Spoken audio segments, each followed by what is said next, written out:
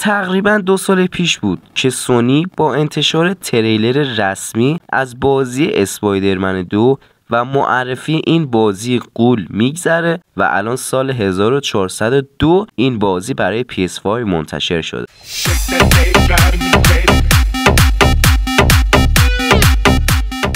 طبق گفته صدا پیشه پیتر پارکر تو بازی اسپایدرمن و کارگردان خلاق بازی، قصه اسپایدرمن 2 دقیقاً 10 ماه بعد از اتفاقات اسپایدرمن مایلز مورالز اتفاق میفته. حالا بعد از اون داستانا مایلز و پیتر پارکر سر و سامون گرفتن و با زن و بچه زندگی خوشحال و خوشبختی دارن.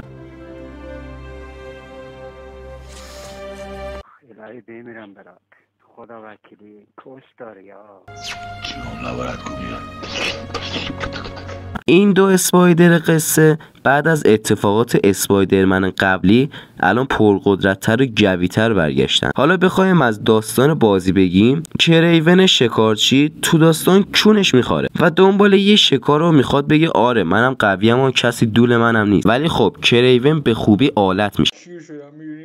و دک کلوفترین بازی هم میتونم بگم ونوم نقش جدی داره تو بازی که نمیگم اسپویل نشید. حالا دلم براتون سوخت، بذارید یه اسپویل کوچیک بدم. اسپویل کوچیک اون اینه که پیتر پارکر به ونوم آلوده میشه و تبدیل به یه تبدیل به ونوم میشه و داستانو باهاش داریم که ونوم اذیتش میکنه و قراره پیتر پارکر رو عذاب بده. پس من که انقدر دوستتون دارم از این اسپویلر رو کوچیک میدم که ناراحت نشید، یه ساب بزنید دیگه. انقدر دوستتون دارم، یه ساب بزنید.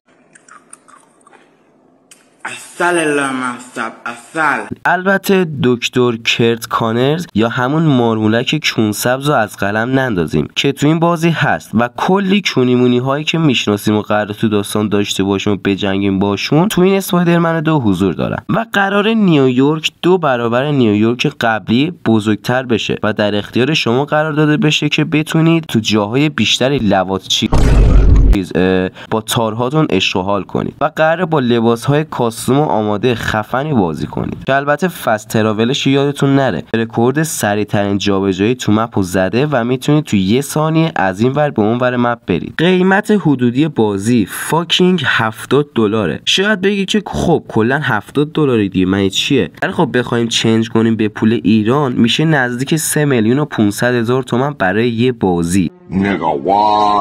ولی اگه بخواید ظرفیتی بخرید براتون ارزان‌تر در میاد که من دوستام از یه آنلاین شاپ قابل اعتماد خرید کردم و اگه خواستید بخرید بگید تو کامنت ها بهتون آیدیشو بدم. اگه از طرف من برید و بگید بازیو میخواید یه دک بزرگ میدم بهتون. آخه من کد تخفیف و اسپانسرم کجا؟ تا کی میاد اسپانسر من بشه؟ حالا برای یه سری کسایی که پی سی دارن فارغ از پول و گیم با دولشون بازی میکنن، سوال پیش میاد که برای پی سی منتشر میشه یا نه. باید بگم که بازی احتمالاً 2025 یا 2026 تو استیم یا اپیک گیمز عرضه میشه. خیلی خلاصه بخوام بگم خیلی بازی حق و دول کلفتیه که دولش اندازه گربه عاطفه است و میتونه کاری کنه که در روز حداقل 2-3 ساعت پلیش برید و عشق کنید. با ذکر درود بر مادر سونی با این قیمتش بریم گیم پلیشو ببینیم. توی کس مادر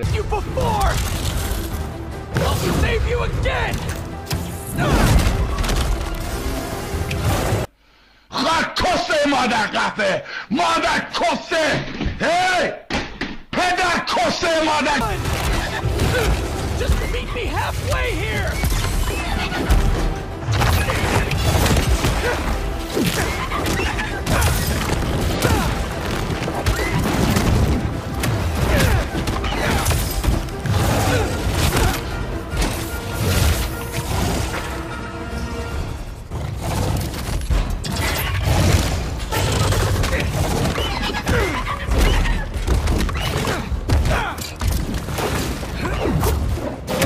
ببین مادر جنده هر جای دنیا باشی پیدات میکنم مادر کسته.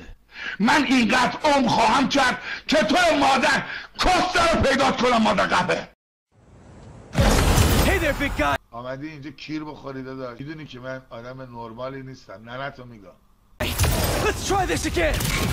من شیر ایرانم مادر کسته، شیر ایران. پاپ توی کس مادره خواهد کسته مادر قبه مادر کسته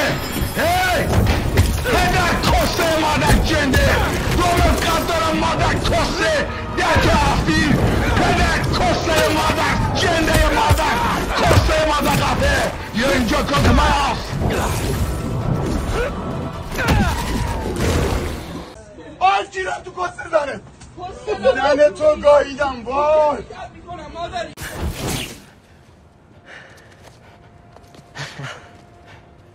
I thought we lost you.